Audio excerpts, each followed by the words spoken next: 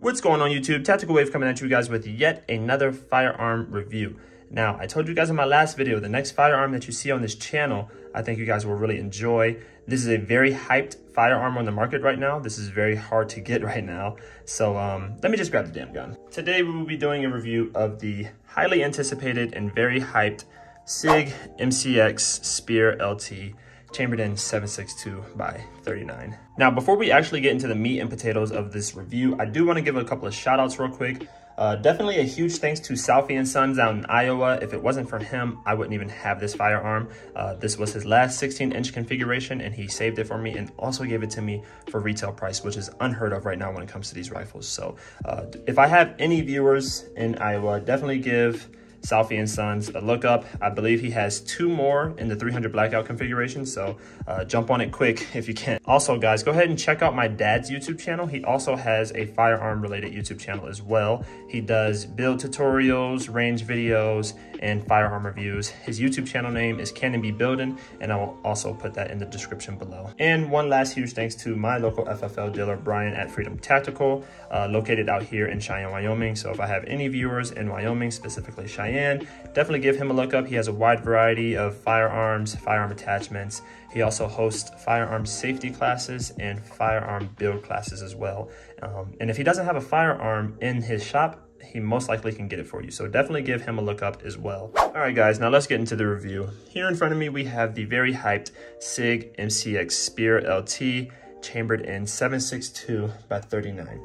Now, there are also some other chambering options. There's actually 3. You have 5.56, you have 7.62 by 39 as we have in front of me, and then you have the 300 blackout option as well. Now, if everybody has been keeping up with firearm related news, we should all know that Sig won the contract with the military for the next generation squad weapon, and this is it right here. Well, the light version. The big brother to this is going to be the XM5, which is firing the 6.8 by 51, or its more popular name, the 277 Fury, which is the new round for the military. Now, since this isn't the XM5, I don't want to bore you on all of those specs. We'll just stick with the Spear LT. But if you guys did want to learn more about the XM5, you can just YouTube it. There's a variety of videos out there that go over the capabilities of that firearm. So yeah. All right, guys, now let's get into the meat and potatoes of the actual review.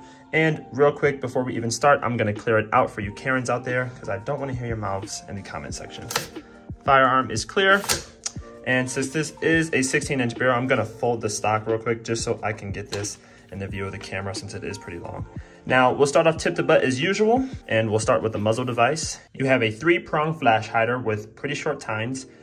With that being said, with how short the tines are, it's not really going to do any justice when it comes to hiding any type of flash. It is suppressor ready. The threading is going to be 5.8 by 24 inches, as you can see, and it is meant to be ran with the newly engineered Sig suppressors, which are actually quick detach suppressors as well. With that being said, good luck actually finding any Sig suppressor right now for this firearm because every website that I have checked, they are sold out and on back order, as with a lot of attachments for this firearm because of how new it is. If you do find a suppressor, let me know what website it is, please. All right, moving on to the barrel, you have a 16-inch carbon steel barrel. And with this being multi-cal, you can also change out your barrel as well, so you can run a different type of ammunition through it. So, but that's pretty standard across the line with any MCXs.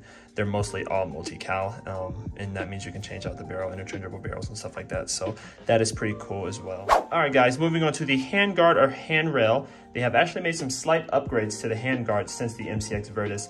You still have all your M-LOK features all around the handguard, which gives you a variety of attachments that you can add onto this firearm. But since the MCX Virtus, they have actually slimmed out the handguard as well.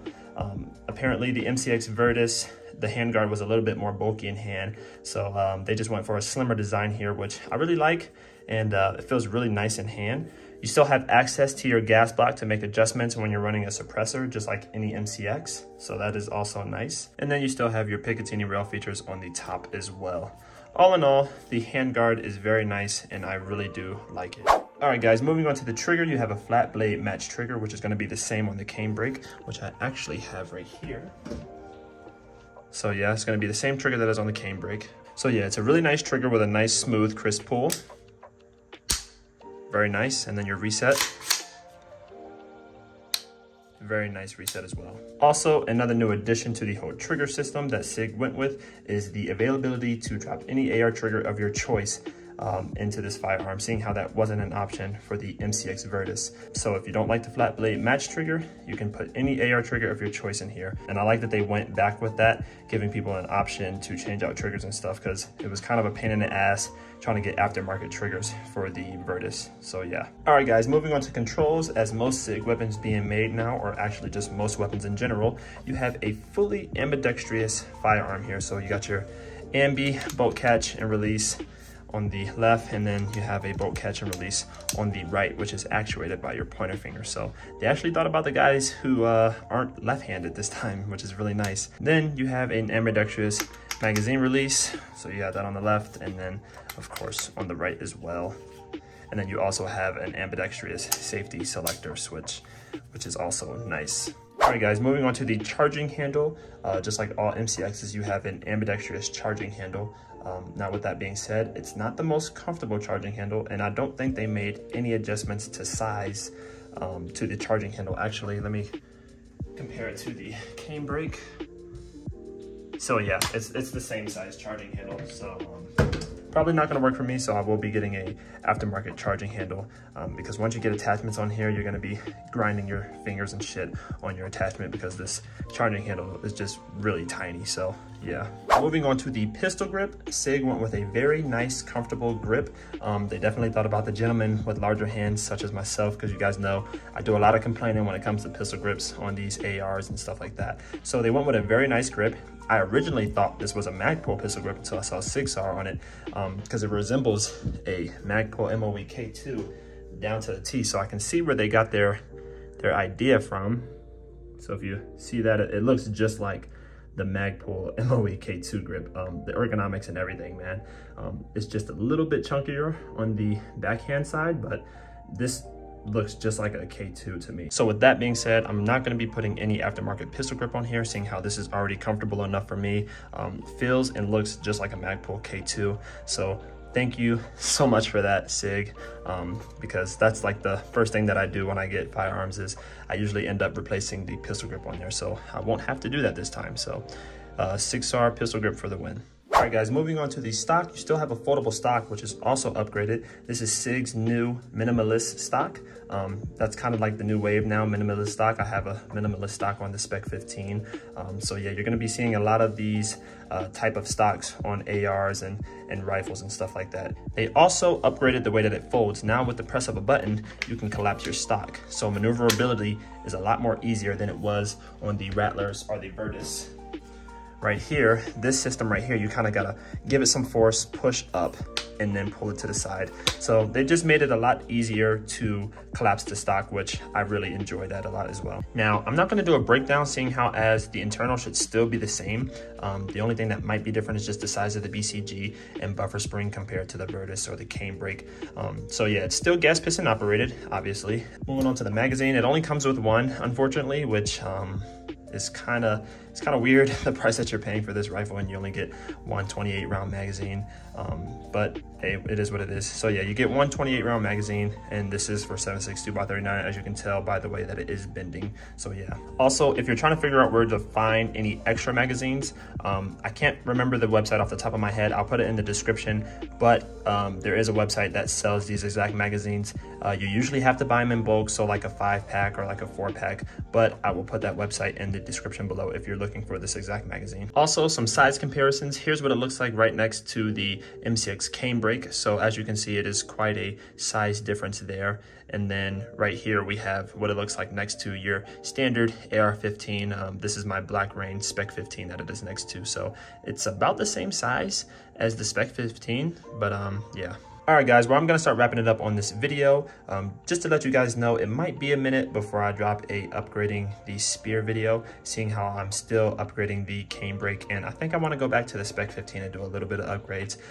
It wouldn't have mattered anyway, because there are a lot of aftermarket attachments for this weapon that are sold out anyway. So it might be a minute before I drop a upgrading the Spear video, but just look out for it. But yeah guys, this is the Sig Spear LT chambered in 7.62x39. I know a lot of places are are on back order right now, and a lot of places are sold out. I don't know what Sig's production rate on these are, but hopefully they can get the ball moving a little bit faster. And hopefully it is nothing like how the Virtus was, because if it is, these are going to be very limited. I mean, they already are, so hopefully they get that production ball moving a little bit faster. If you're having trouble finding one, my best tips are check Gunbroker. If Gunbroker isn't working for you, just call some local shops.